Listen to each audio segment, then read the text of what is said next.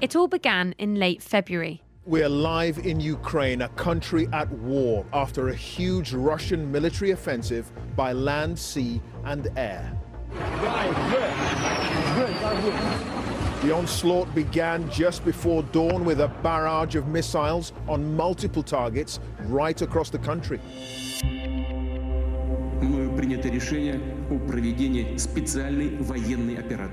Russian President Vladimir Putin told the world he wants to protect Russians in Ukraine and allegedly denazify the country.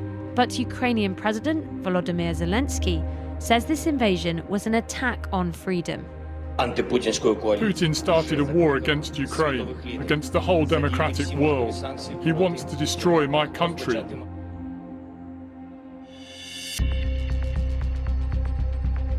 And as news of the Russian army on the move was beamed around the world, my inbox and social media accounts were flooded with messages from Ukrainians, Russians and Britons. Messages about a very different battle from the armed assault, but one that's also having real consequences for the people caught up in it. I get depressed because when you sincerely tell people what is happening outside your window, what is happening to children who are dying, and they do not believe you, it's very painful. I understand Russian propaganda makes this up. I don't understand people who believes in it, especially when it's your family. I'm Marianna Spring, and I'm the BBC's specialist disinformation reporter.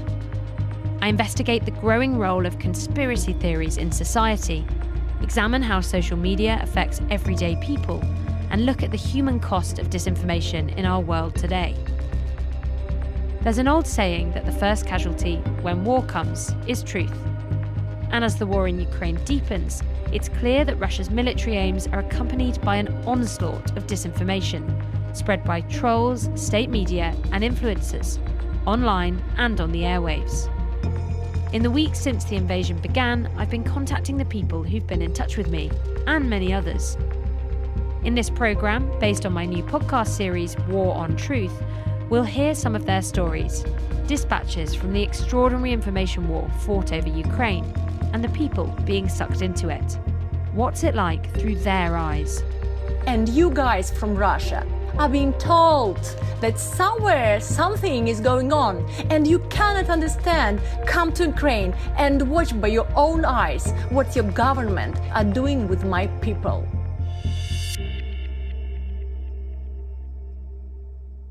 Okay, my name is Christina. I'm 31 years old and I'm a Ukrainian. A talented illustrator. Until a few weeks ago, she was living in the capital Kyiv with her mother. Before war, I was just working every day and I had dance class 3 times a week, just a normal life. And then, early in the morning on the 24th of February, everything changed. I always work until late, so I went to bed at 3 a.m. and at 5 I woke up because of explosions. It was so loud, I understood immediately that the war began. She found her mother. And I saw her and I said, take your documents. We started to pack our backpacks. It was bombing outside. Air raid sirens were sounding across the city. They fled their apartment. She began calling friends and family. I woke up my close friend. He lives in a neighborhood. He didn't hear anything because he slept very well that night. And I was like, the war began, and he was like, I'm still sleeping. I say, wake up your family. As explosions rocked the city, she went with her mother to a bomb shelter. We stayed there overnight. It was pretty hard and stressful because everyone were reading news, many fakes too, and people were talking all the time. Babies were crying, dogs were barking, and it was crazy. As well as her mother, Christina was with some other relatives, including her 2-year-old nephew.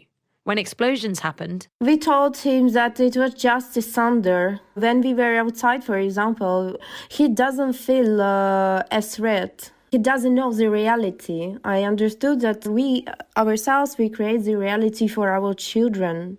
It was while they were in the bomb shelter that she got through to her cousin, who lives in Russia. We had several video chats. Her husband is working for the Russian government.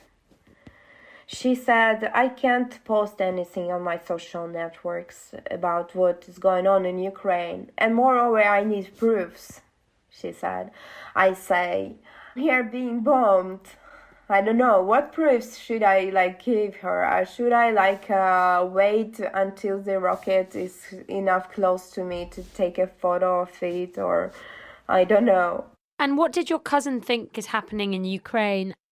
She says that we are bombing ourselves. What do you say to that? I say, why would we go and bomb ourselves? I say to her that, come on, they invaded us at night, and she says, yes, they are going to hit only military objects. I say they are hitting civils. And she says, no, it's your Ukrainian army is hitting civils. And Christina had an idea where her cousin was getting her information from. From Russian TV. She says, on TV there are videos where Ukrainian army is holding people in the cities. They don't let you out. They kill civils and they bomb your cities. These are preposterous claims. Segments of state media in Russia have been advancing the idea that Russia is somehow liberating Ukrainians, when in fact it's the Russian army that has been invading.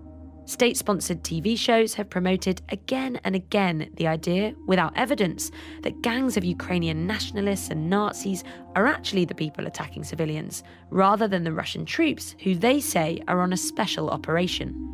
And hearing her cousin's outlandish claims reminded Christina of visiting her grandmother in Russia last November, and the potency of some of the TV news shows. Russian propaganda, it is so strong. Like when I was at my grandmother's place there, I was working, my grandmother would always say, oh, you only work, you should come and watch the news with me. After each word, they repeat Ukraine. They speak about Ukraine all the time on their news. Ukrainian president is bad, they want to be with Russia. It took years for them to prepare Russian society for this war. They didn't do it just in one day. But even though Christina had an idea where her cousin was getting this stuff from, it didn't make it any easier to hear. I understand Russian propaganda makes this up. I don't understand people who believe in it, especially when it's your family. In the aftermath of fleeing her home, Christina continued to speak with her cousin, but she found their exchanges increasingly strange. Her cousin would express sympathy for her situation, and when Christina tried to explain what was happening, her cousin would get upset and tell her that she'd got it all wrong. And as Christina started posting more about the war online, it swiftly became even more apparent that the two now lived in completely different realities. I started to post in my Instagram stories everything, what's going on, pictures, videos. Every time I saw a kid was killed or a family was killed, and every bomb, it was like a bomb exploding in my body. So I was posting everything that could be painful for Russians that watch me.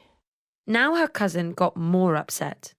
She wrote me several times, like, why are you so angry with Russian people? Did she ever believe your proof that you sent her of the bomb shelters and the explosions? What did she say to that?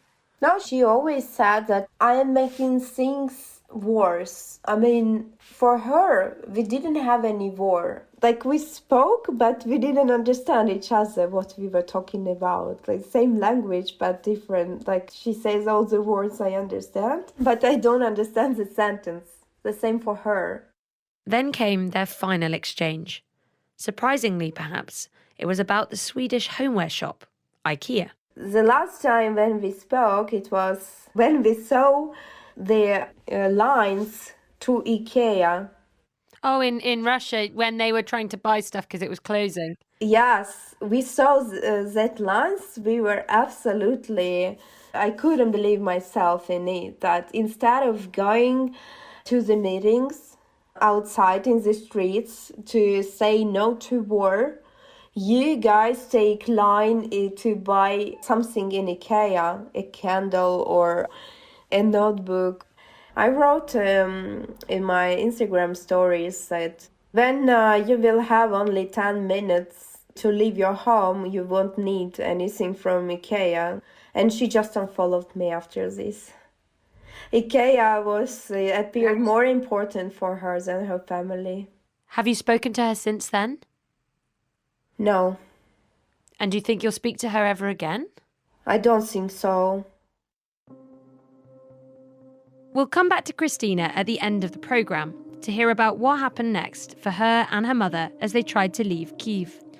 It's worth pointing out I had to go to great lengths to verify Christina's story. Searching her pictures to check out her identity, trawling through old Instagram posts.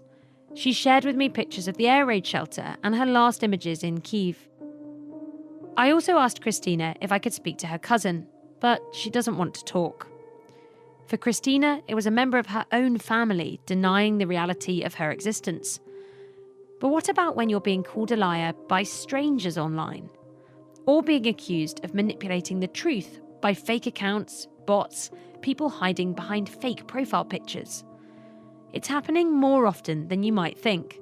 I've been investigating how it works and how it affects those who are targeted. Отлично. Здравствуйте. Здравствуйте. Как дела? Meet Maxim. For the past 2 years, the 25-year-old has been in Bucha, just outside of Kyiv. Once we're finally connected, we speak in Russian, because, he says, he couldn't convey in English the pain and horror of what happened to the small town where he lived. The Russian government has been accused of committing war crimes in Bucha. It denies this, claiming variously that the deaths have been staged or that the Ukrainians are doing it to themselves, two claims for which there is not a shred of evidence. I spoke to Maxim in early March, shortly after he had escaped to relative safety. There were bodies in the streets, and it is difficult to understand what's happening. It feels like we're in the universe of a Marvel movie. On the first day of the Russian invasion, his apartment block was shelled. It's so hard because I had to leave my home. My things were left there. My whole soul was left in that house. Now homeless and sleeping in an air raid shelter, he decided to flee to the west of Ukraine. When there was shelling, we ran out into the road to flag down a car. A girl who works at McDonald's picked us up, and we miraculously managed to get away. In normal times, Maxim is a blogger and a kids' TV presenter, with more than 4 million followers on TikTok. He even appeared on Ukraine's Got Talent. But now his social media feeds look very different.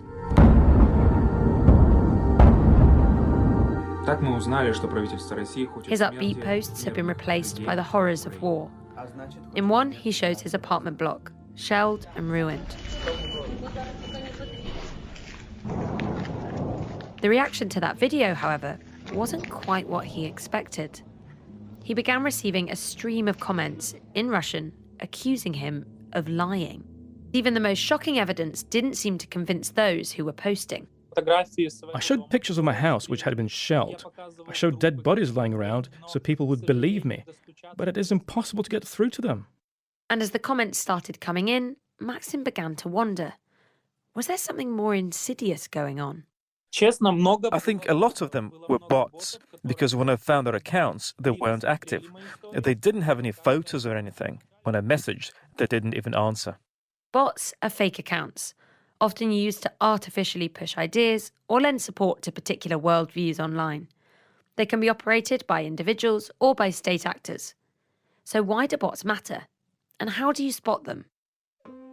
My name is Olga Robinson, and I'm a disinformation specialist at BBC Monitoring.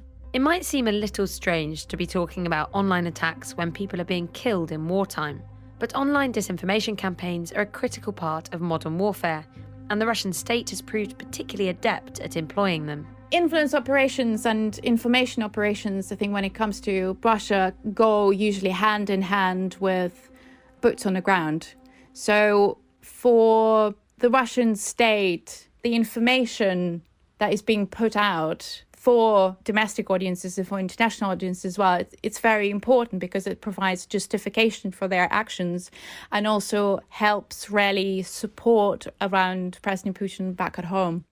Fake accounts are a part of that weaponry. They can shut down debate and harass dissenting voices. They can give the illusion of a mass of public opinion shifting one way or another. They can distort reality, distort facts, undermine the very essence of truth. And crucially, they can also be difficult to spot.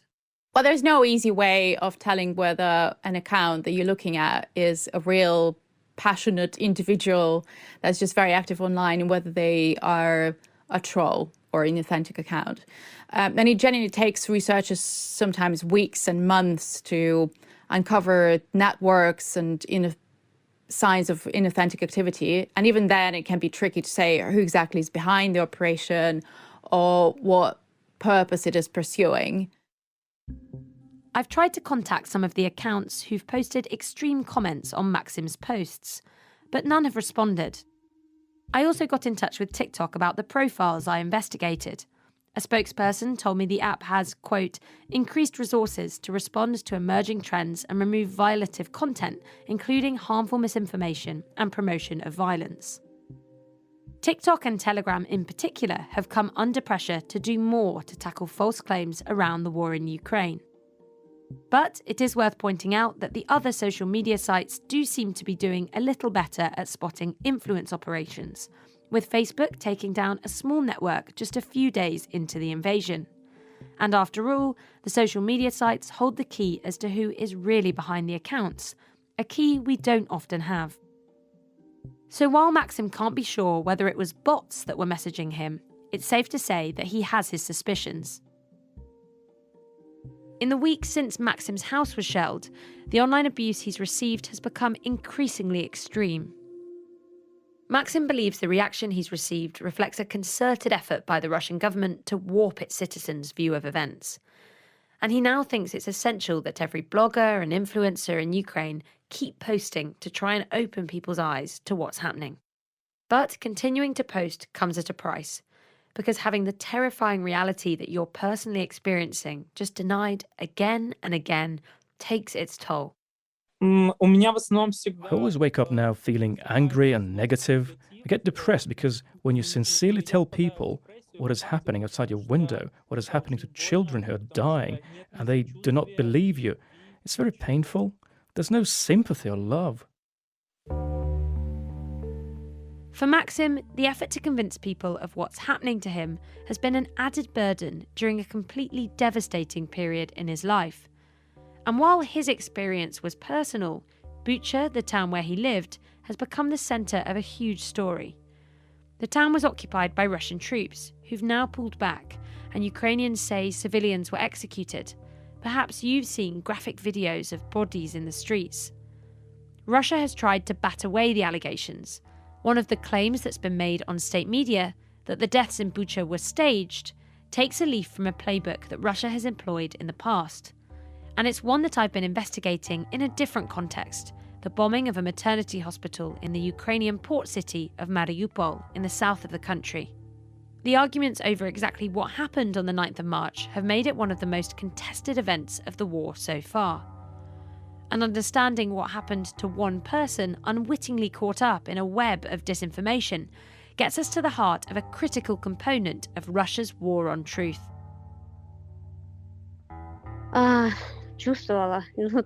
First of all, I felt joy that I knew she was alive. Secondly, I felt fear because I had seen that in the pictures she was still pregnant, but she hadn't given birth yet. This is Natalia. She's talking about her reaction to a set of photos that you've probably seen. They show a pregnant woman with blonde hair, covered in blood, wearing polka dot pajamas and draped in a duvet. She's fleeing from a maternity hospital in Mariupol after it was bombed on the 9th of March. That woman is Natalia's friend, Marianna. I knew exactly how Marianna was feeling at that moment, because all her shock was just so visible in the picture. Natalia hadn't heard from Marianna for a week. All Natalia knew was that her pregnant friend and her friend's husband, Yuri, were trapped in the besieged city. I was scared for where Yuri was too. God forbid anything had happened to him. Ever since the bombing of that hospital, I've been trying to find out more about my namesake, that other Marianna, the 29-year-old pregnant woman whose image has caused international outcry, even being argued about at the UN Security Council. And so I came across this couple, friends of Marianna. I'll be calling them Natalia and her partner Petro. We've changed their names for their safety, but I've verified who they are. They look cute on Instagram, you know, the type of couple that's super in love. Petro has known Marianna's husband, Yuri, for years. They grew up together. Petro says that Yuri and Marianna's love story is a very modern one. Yuri and Marianna met each other in internet. Marianna is not from Mariupol, she is from Donetsk region, Makeyevka. One time when Marianna came to Mariupol, the limitations of coronavirus became, and the border was closed. So she was stuck. Yes, so they became to live together, and 9 or 8 months later, they married each other. In English, we call that a lockdown romance. Yes. Yuri worked at Mariupol's giant iron and steel works, which has now been largely destroyed by bombing. Marianna is a beauty blogger. They often hung out with Petro and Natalia. In January, they came to our house, and we saw that Marianna has a baby inside her, and she was very happy, of course. She was very excited. They told us that they had bought lots of things for the baby, the bed, the clothes, and etc. As I watch some of the pictures coming out of Mariupol, it's hard to imagine there was ever such a time of happiness and hope, and that those times ended just weeks ago. Mariupol is the most heavily bombed city in Ukraine. Petro and Natalia got out fast, just after the invasion started, but most of the city's residents stayed behind, including most of their friends, Petro says, like Marianna and Yuri. We were very scared about their lives. We knew that Marianna is pregnant, and she was going to give birth at the 9th of March. And we had no information about them since the 2nd of March. When they next heard news of their friend, it would be in the most extraordinary circumstances imaginable. We heard how Petro and Natalia were desperate for news of their pregnant friend Marianna, trapped in the besieged city of Mariupol. Then, on Marianna's due date... Tonight at 6, a children's hospital is hit by a Russian airstrike in the besieged Ukrainian southern city of Mariupol. As news spread around the world, pictures of the aftermath of the bombing started circulating online. Taken by a photographer for the Associated Press news agency, they showed 2 different heavily pregnant women. And pay attention to this, because this is actually really key. One of the women appears seriously injured. She's wearing a purple jumper, clutching her stomach, and being stretchered away from the hospital. The other photos show a different woman, Marianna. In one, she is carefully walking down the stairs of a damaged building in her spotty pajamas. In the other, she is wrapped in her duvet outside, staring blankly at the camera. In both, her forehead is covered in blood. Natalia felt the world needed to know about what had happened to Marianna. So she decided to post a story on Instagram, and the message was, "This is my friend. This is what's happening in Mariupol." The very next day, my direct messages were flooded with threats, with really unkind words directed at Marianna.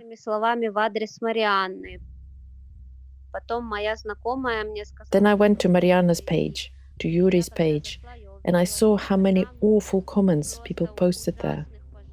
They accused her of being an actress. Yep, you heard it right. An actress. And the fact she was a beauty blogger was somehow seen as evidence that she was pretending to be pregnant, even though she'd been posting about her pregnancy on social media before the war began. It was mainly Russian users who were making these false allegations, but not entirely. Even those people who are on our side have written to me and asked me whether the photos are real. We know this girl and her husband, so we are real people and they are real people too. So where exactly did those suggestions come from? Why would anyone think she was part of an elaborate hoax? It's something that Olga Robinson, a disinformation specialist at the BBC who we heard from earlier, has been monitoring. Olga's been following Marianna's story pretty much from the moment it started spreading on social media, and she's kept a close eye on what Russian users have been saying. As the first images from the scene of the attack started circulating online, and that was a few hours after the attack, pro-Kremlin channels on Telegram went into a frenzy. The claims were wild. They insisted that the hospital was not operational, and they also claimed that the injured women in the pictures were one and the same woman. Then a few hours later, an anonymous pro-Kremlin Telegram channel found Marianna's Instagram page and claimed that her photographs had been staged, that she had makeup put on her, and she played the other injured woman from the pictures. And then this spread on Telegram like wildfire.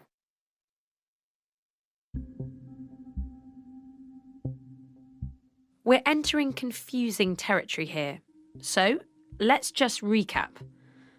The suggestion here, spreading on Telegram, was that Marianna had been paid to take part in an elaborate photo shoot meant to fake the aftermath of this attack. Her role, playing not just one, but two different pregnant women. The implication being that the Ukrainians wanted to create the illusion of there being many casualties. So how do we know that these were actually two different people? I think for anyone who looks at the picture, and if you have eyes, it's pretty clear that the two women are completely different. Completely different. Their clothes don't match, and if you look closely at their faces, you'll see they're also different. A doctor later told journalists that the woman pictured on the stretcher died after the attack, as did her baby. The claims circulating on Telegram were far-fetched, spread by people who couldn't imagine that their side, the Russian military, would have bombed pregnant women and children. But despite how outlandish the claims were, their false narrative soon made it onto Russian primetime TV.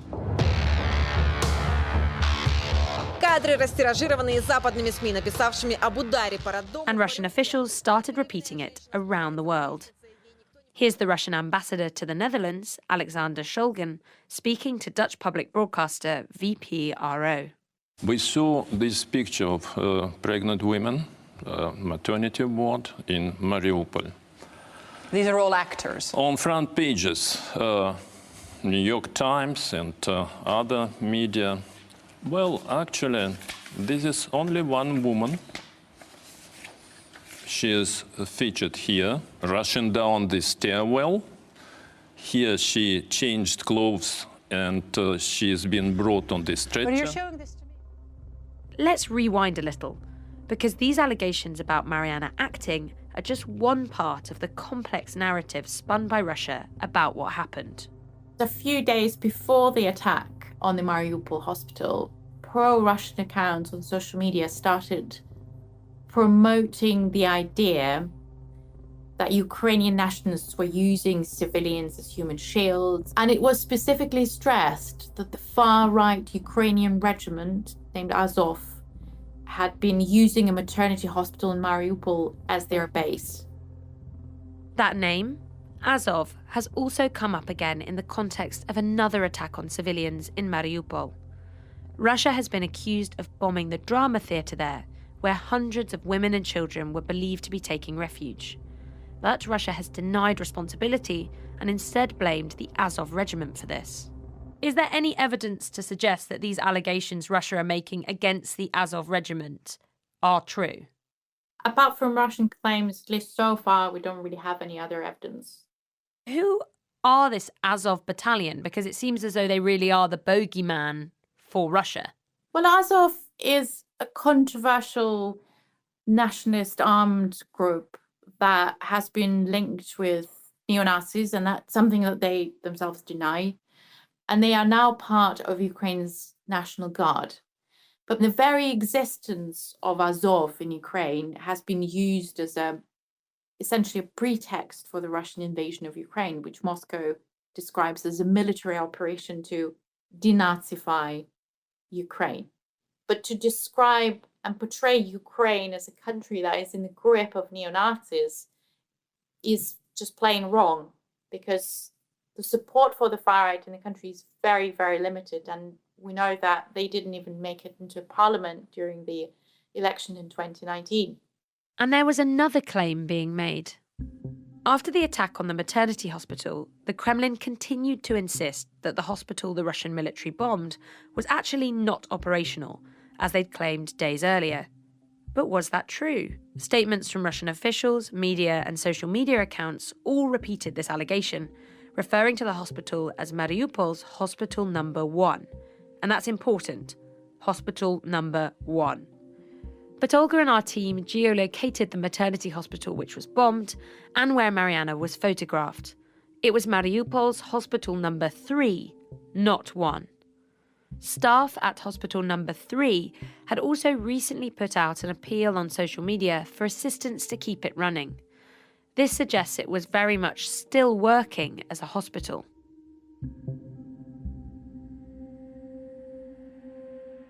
What's the purpose of this disinformation campaign? What allows them to essentially put out a counter-narrative out there that doesn't make Russia look bad.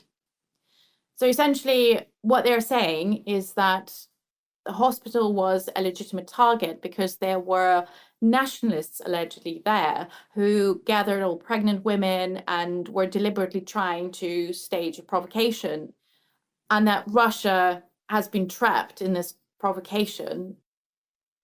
More photos of Marianna emerged 2 days after that Mariupol hospital was bombed. This time with her new baby, a little girl called Veronica. Petro, Marianna's friend, was relieved.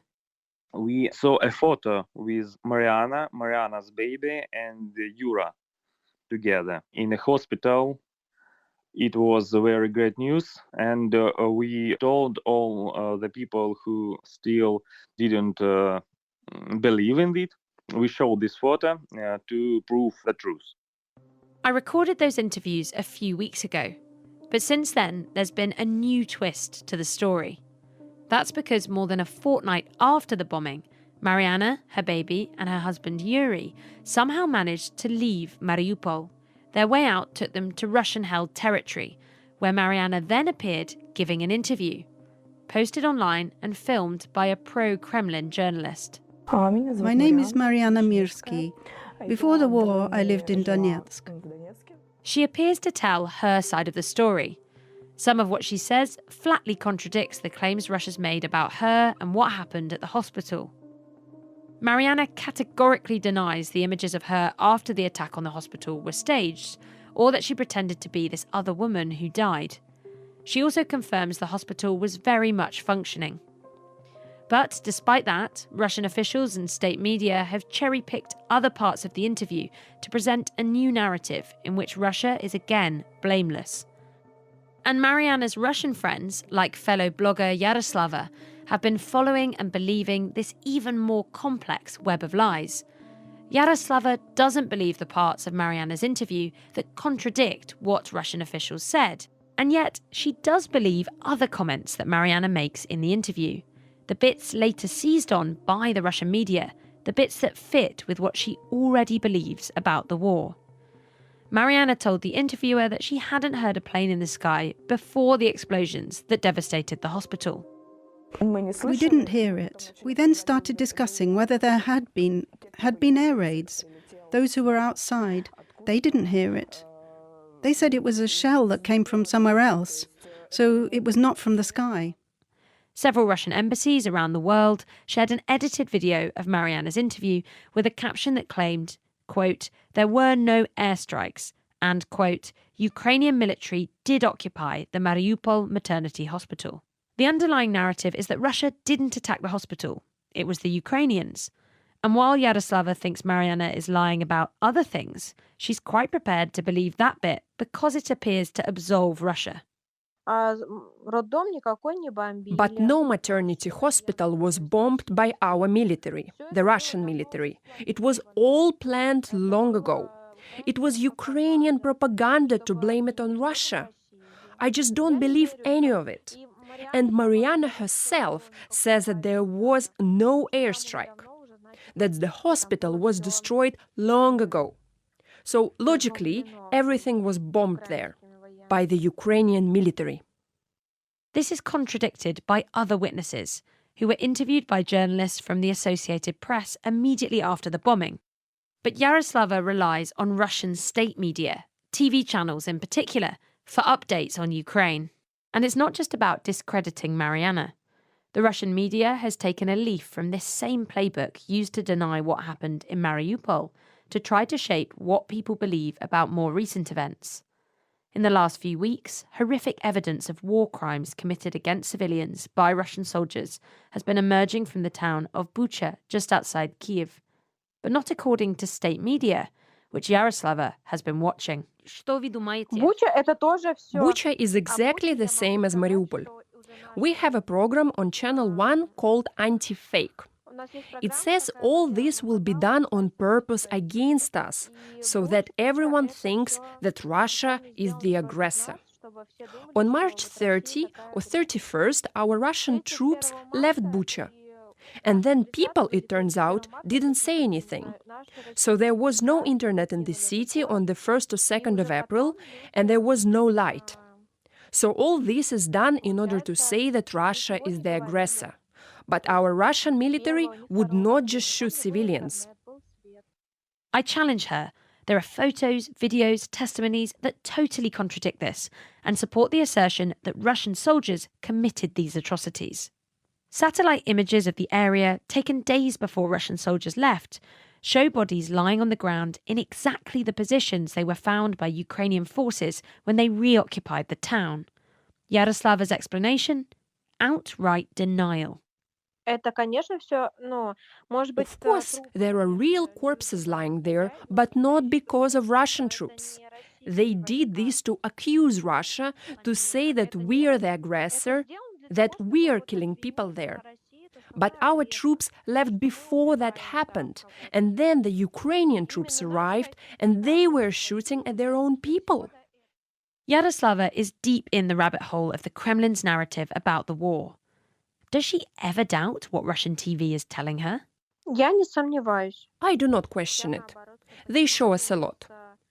Well, it's like they show us what's needed. Maybe they don't show absolutely everything, but they mostly show it. How everything actually happens.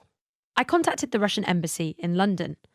I wanted to ask them about the shifts in their claims around Marianna and the hospital bombing. Why did they accuse her of acting? Why did they spread falsehoods? But embassy officials have yet to respond. Proving what's true and what's not is complicated. But there are some Ukrainians fighting back against Russian disinformation. In some places, they're having quite a lot of success, and in some surprising ways. Okay, I start. This is Marianna Efrosinina. My country, my audience knows me like Masha. She's a television star. Born in Crimea, she moved to Kiev in 1996. Now I'm 42 years old. I've been on television for approximately 25 years. In Ukraine, she's a pretty big deal. She's hosted the Eurovision Song Contest. You know, you have a huge following on social media. I think it's 2 million followers, maybe more than that, on Instagram. And what kinds of things would you post? It was fashion. I had a lot of real life because my audience are women and they like to follow me and my lifestyle with children. They loved my husband. He's so sexy. Just hours before the war started, she was promoting skincare products on her Instagram account. But now, everything has changed. I can't imagine that now I can show something and said, now it's war, but I use this cream and I look so young and beautiful. Can you imagine this? No. A native Russian speaker, she's using her huge online reach to counter Russian propaganda and bring updates about what's happening to her millions of followers. My weapon is my language. My weapon is my voice, that I can talk. With millions of Ukrainians displaced from their homes, they've relied on smartphones and social media to find out what's going on. And Masha's not only trying to reach them, but her followers who live in Russia. From the very beginning, I started to use my language. Меня зовут Маша Ефросинина, и это обращение не к моим подписчикам. I started to use my Russian language, native one, just to try to be heard by all the Russians. Вам рассказывают, что убивать мирных украинцев. Go to the streets, struggle. You're going to poverty. You're going to slavery. Just stop it, stop it, stop it. They were very emotional, very good watched. My statistics shows that it was about 20 million viewers. Her feed is now selfie videos of her speaking about war. For now, I continue posting videos that can be heard and seen by European government, by American government, just for them to see what a hell is going on in Ukraine.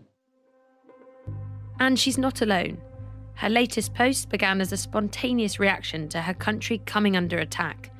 But, according to Masha, the Ukrainian government has quickly realised how influencers are a crucial way of getting their message out. Oh, Marianna, I'm on a close and straight connection with all the ministries. All the ministries that are responsible now for war and for whole information. I just post only official information because I'm the public person. What Masha tells me is significant, and it shines fresh light on how Ukraine is fighting the information war. She says there's a Telegram channel organised by the government and that it includes over 200 influencers. It's something that started soon after the war began. First days, when I did my video messages, I think everybody saw how many viewers they have. And the first call was from the Ministry of Defense. In 3 days, I think, 3 or 5 days, they founded the project. This channel provides a steady stream of patriotic content that influencers can choose to share. And from the morning to the evening, we get statistics, we get pictures, we get videos that we can spread on our social media. Masha says the influencers aren't being paid to post this content. So what does it include? There's one where a booming voice explains in Russian. Русские солдаты. Все, кто хотят жить со своими семьями, детьми. Russian soldiers, everyone wants their family to live. We're offering money to help you, it explains, if you surrender your weapons. The video is talking about an initiative by the Ukrainian government, launched in a bid to weaken Russian forces and strengthen their own. Masha posted about this video on her account, in a bid to reach her Russian followers, maybe mums, sisters, relatives of those soldiers who are currently fighting. If they surrendered with their arms or tanks, they could get some money. And I posted this. Just to tell their moms, tell Russian moms, post to Russian Telegram channels, just spread this information. We have such a proposal. This is what I'm doing. In some ways, you're like a secret weapon. I don't know. I want it to be effective, this weapon. I want the war to over. I'm doing everything I can, you know. Of course, everybody thinks he does not enough. But what you can, what you feel strength for, everybody is doing. None of the videos we've seen Masha promote from this channel appear to push disinformation, verifiably false stuff. Instead, they seem to call for political action, or to boost morale and reaffirm Ukrainian national identity. You might say they're more like propaganda. I reached out to the Ukrainian embassy to ask them more about this. They're yet to respond. Ukraine would by no means be the only country tapping into the power that its social media influencers hold. And there have been allegations that Russian influencers have been paid to promote disinformation pushed out from the Kremlin. A Ukrainian influencer put together this montage that shows how several Russian social media stars were posting videos with near identical wording. They were all repeating the Kremlin's narrative that Ukraine has perpetrated a genocide against Russian speakers in the Donbas region over the last 8 years. I got in touch with all of the TikTok influencers in that video, but none of them got back to me. I also contacted the Russian embassy to ask whether they're paying social media stars to push disinformation, but they are yet to respond. For Masha, the war has changed everything. She fled Kyiv and is now in Lviv with her 2 children. Her husband has joined the army. She's found that when you become a weapon in the information war, you also become a target. Television propaganda in Russia was calling me Ukrainian Nazist, a Ukrainian crazy Nazistka. As images of violence emerging from Ukraine become more and more horrific, so the denials of what's really going on become more extreme. The information war intensifies, and it's all of these people, from influencer Masha using her profile to boost morale, to Maxim, who doesn't know when he'll be able to return home, who are caught up in it. It's a spiderweb of propaganda and conspiracies which stops us piecing together what's really happening in this gruesome war. Having the reality you're living denied is terrifying.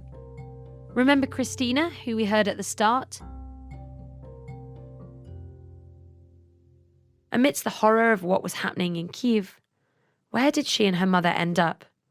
From within the bomb shelter, Christina felt helpless. And then an opportunity to leave materialized. They dashed home to grab any last belongings. I told my mom, let's go, we have only 10 minutes. We ran home. It was bombing and it was alarming.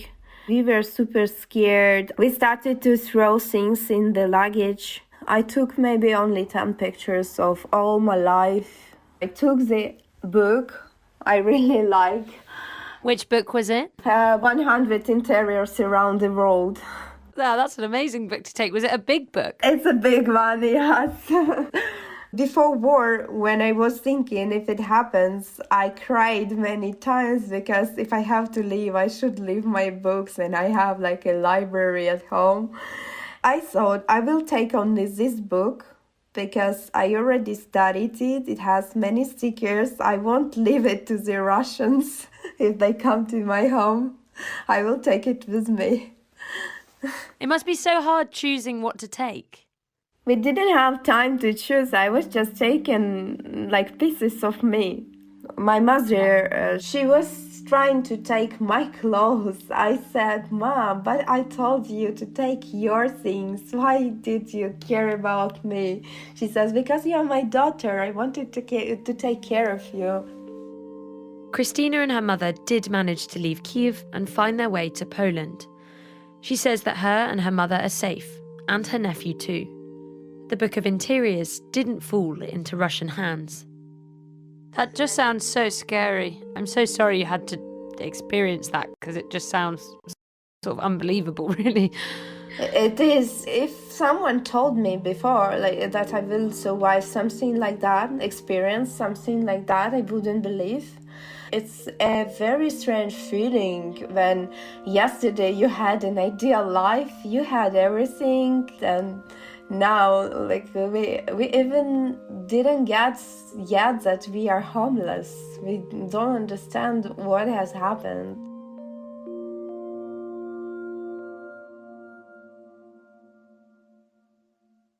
You've been listening to War on Truth, presented by me, Marianna Spring, and produced by Adeane.